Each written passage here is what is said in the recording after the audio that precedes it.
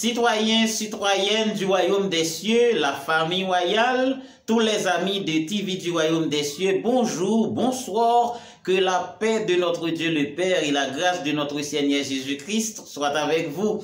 Amen, amen, amen. Gloire à Dieu. C'est votre frère et votre ami, Pasteur Jacques Charles, qui vient aujourd'hui dans la même perspective, dans le même contexte, de continuer avec cette série d'enseignements basés sur le royaume des cieux et qui vise bien sûr à expliquer les mystères et les secrets du royaume des cieux en ce temps de la fin que nous appelons encore le règne millénaire ou la période eschatologique ou bien la 7e dispensation, bien sûr. Donc nous sommes vraiment contents et nous accueillons tous les nouveaux abonnés de TV du Royaume des Cieux pour cette semaine.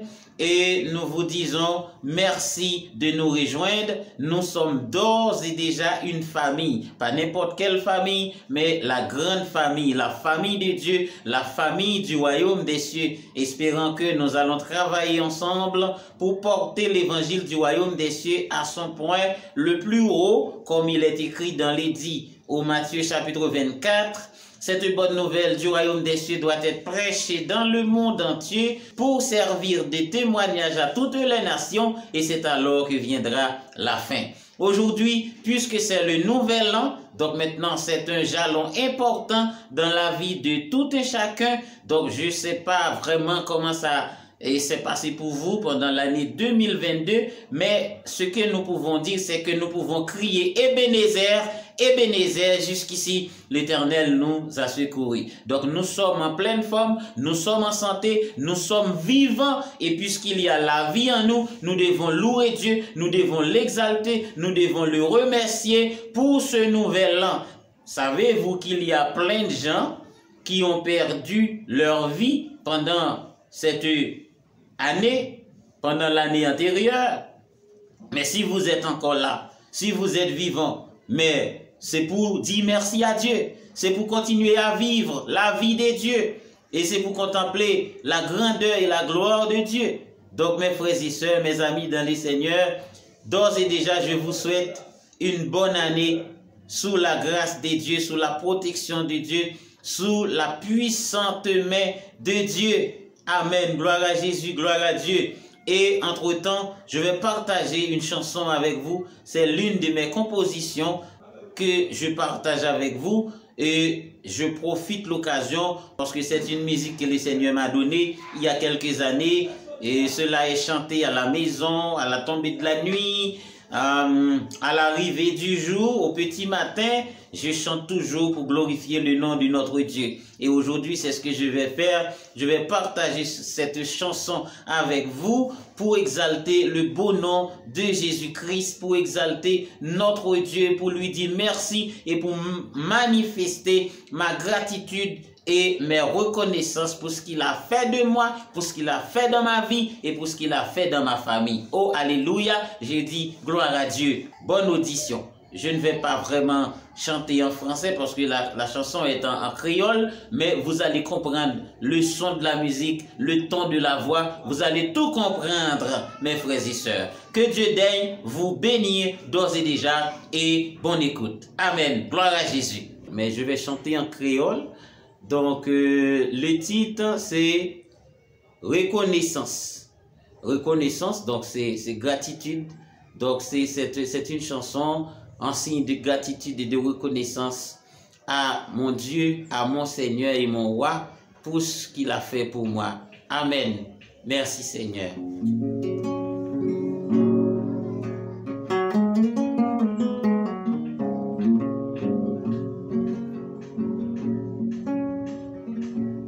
Même si m't'a passé 10 000 années pour me raconter bien faire ou yo, ça pas suffi. Même si m'ta bay tout ça m'posséder, m'a pas payer, sauf fait pour moi. C'est bon Dieu qui fait moi parler, c'est bon Dieu qui fait moi entendre, c'est bon Dieu qui fait moi respirer. Amen. Amen. C'est bon Dieu qui fait moi parler. c'est bon Dieu qui fait me respirer. Amen. Amen. C'est bon Dieu éclaire chemin pour moi, ouais, côté m'praler. C'est bon Dieu qui fait moi sortir. C'est bon Dieu qui fait moi rentrer. C'est bon Dieu qui va me protection. Amen. Amen. Amen. Amen. Amen. Ou c'est bon Dieu qui fait moi marcher, marcher. Ou c'est bon Dieu qui fait moi chita. Ou c'est bon Dieu qui fait moi lever. Amen. Amen. Ou c'est bon Dieu qui fait moi camper, camper. C'est bon Dieu qui fait moi chita. C'est bon Dieu qui fait moi marcher. Amen. Amen. Amen. Amen. Dis ça. Amen. Amen. Amen.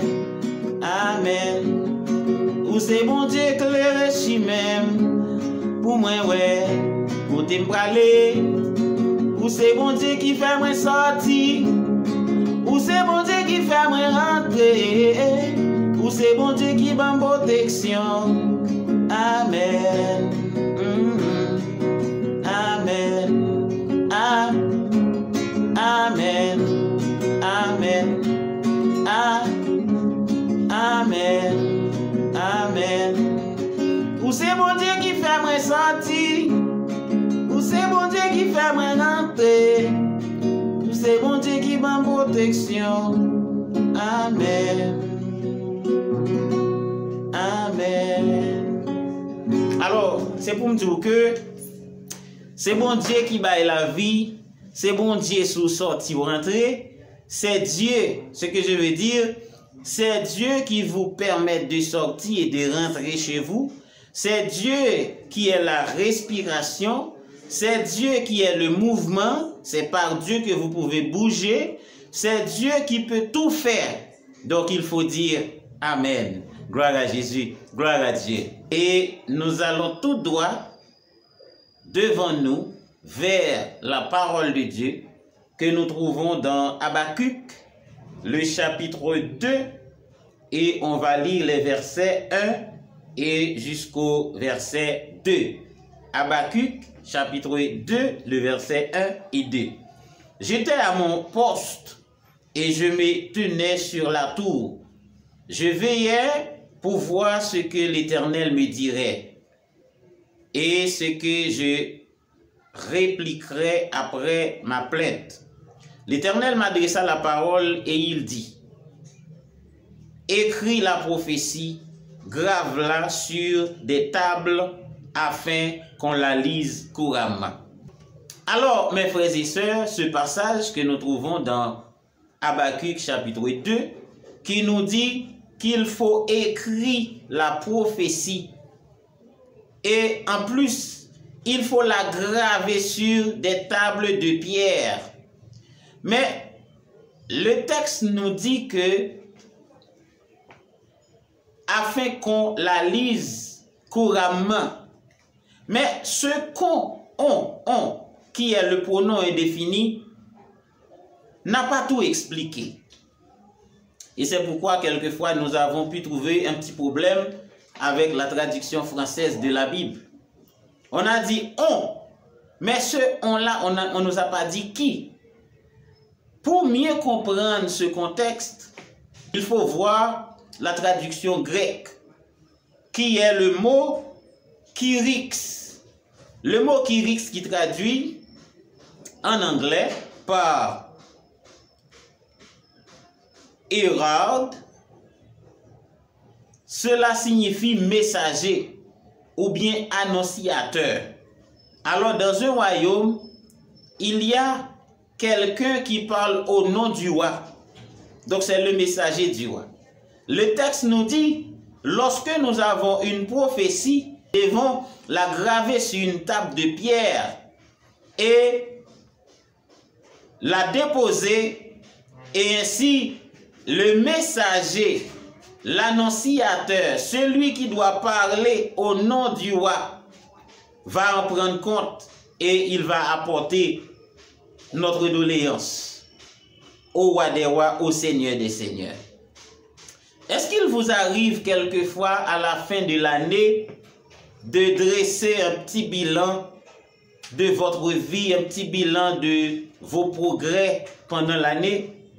Est-ce que vous avez préparé une liste? Est-ce que vous avez préparé un petit projet ou bien un grand projet pour le nouvel an?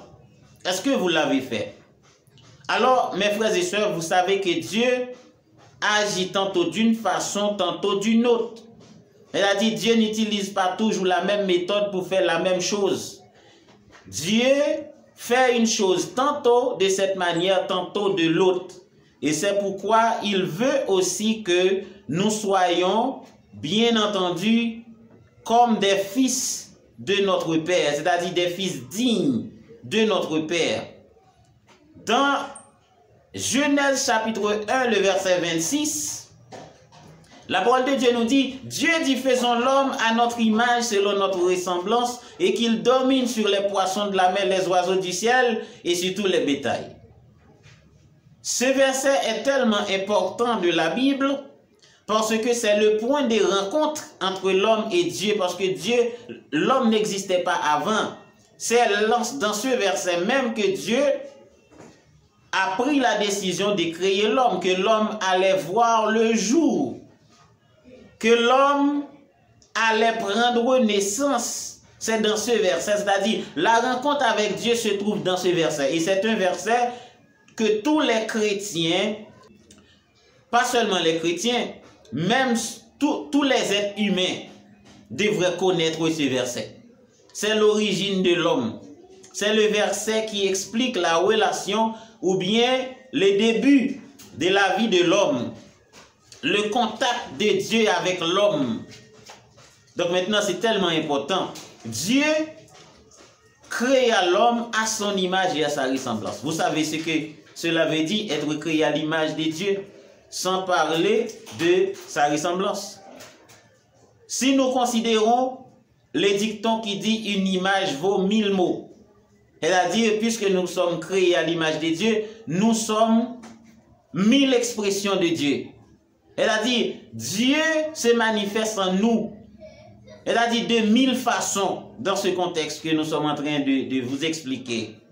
C'est-à-dire, Dieu s'est imprimé lui-même. Nous sommes une feuille blanche sur laquelle Dieu s'est imprimé.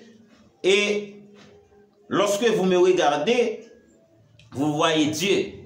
Lorsque vous regardez les serviteurs et les servantes de Dieu, vous voyez Dieu. Lorsque vous regardez les autres personnes, eh bien, vous voyez Dieu. Parce que Dieu se manifeste à travers nous, à travers notre vie. Dieu s'est imprimé dans la vie des êtres humains. Dieu vit en tout. Mais pour nous, c'est une chose particulière. C'est une chose très importante parce que nous portons son image. Or, vous savez que l'image porte la signification de l'objet. On l'a déjà expliqué. Alors, mes frères et sœurs, la parole de Dieu nous dit, il faut graver la prophétie. Donc maintenant, si vous n'avez pas l'habitude de le faire, je vous ordonne de prendre une feuille maintenant et de commencer à rédiger un projet pour l'année 2023. Ce que vous devez accomplir dans votre vie. Il est écrit que dans le cœur de l'homme, il y a plein de projets.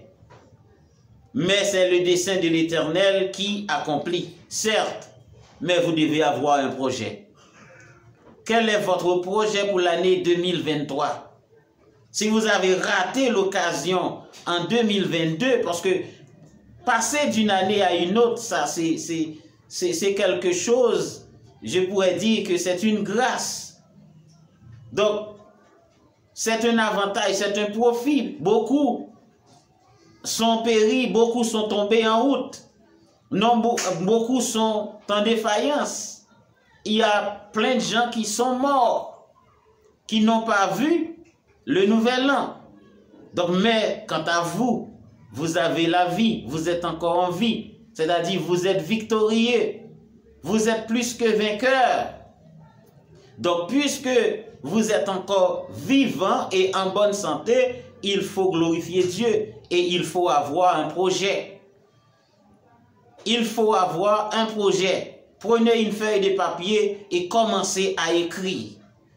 Et lorsque vous aurez fini d'écrire, eh bien, vous allez déposer ça quelque part, soit dans votre chambre, soit sur votre bureau, pour le regarder de temps en temps au passage, pour vérifier votre projet. Et sachez bien que le Seigneur a son messager qui va venir prendre les informations et les transporte dans le royaume des cieux. Car notre Dieu, notre Seigneur, il travaille pour notre bien. Le Seigneur veut que nous soyons des enfants bien-aimés et des enfants qui sont dignes de notre Père et des enfants aussi qui sont vraisemblablement des disciples de Jésus-Christ. Amen. Gloire à Dieu. Gloire à Jésus. Alors mes frères et sœurs, mes amis dans le Seigneur, aujourd'hui je ne vais pas être trop long. C'est tout simplement quelques conseils que je vous apporte sur les nouvel an. Comment est-ce que vous devez faire les choses. Et si vous avez l'habitude de dépenser votre argent n'importe comment, c'est le moment pour vous de contrôler votre rentrée et votre sortie, de vous organiser mieux. C'est pourquoi que je vous demande de bien vouloir élaborer un projet pour l'année 2023. Alors mes frères et sœurs, je vous aime dans le Seigneur. C'est votre frère, votre ami, Pasteur Jacques. Et je suis vraiment content de partager ces informations avec vous. À ne pas oublier surtout de rédiger un projet, de mettre ton plan sur le papier, mettre ton projet sur le papier. C'est-à-dire le projet qui est dans votre tête ou bien dans ta tête n'est pas encore un projet parce que il est sous je dirais, sous la forme de pensée, sous la forme d'idée. Mais maintenant, vous devez le rendre plus concret. Et comment le rendre plus concret? C'est en l'écrivant sur une feuille de papier. Et par conséquent, ça c'est quelque chose qui est plus ou moins palpable. Et cela va être compatible avec ce qui se passe dans votre tête. Et si ce qui se passe dans votre tête n'est pas compatible avec ce qui est tangible, ce qui est concret, donc il va y avoir un problème. Mais si ce qui se passe dans votre tête est, je dirais, compatible avec ce qui est dans le papier, c'est sûr et certain, vous allez réaliser ce projet. Amen. Gloire à Jésus. Gloire à Dieu. Que Dieu daigne vous bénir de toutes sortes de bénédictions. Que Dieu vous accompagne dans cette nouvelle année. Que Dieu vous comble de sa grâce. Que Dieu vous bénisse de toutes sortes de bénédictions spirituelles et matérielles.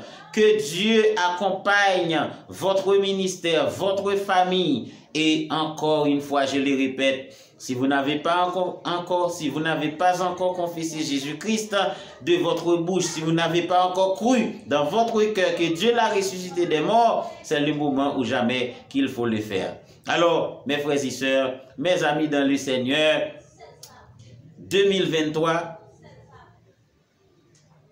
a des surprises pour vous. Mais si vous vous préparez, si votre état d'esprit est normal, si vous vous concentrez sur ce qui est essentiel, eh bien, 2023 vous réserve de la surprise. Amen. Gloire à Dieu.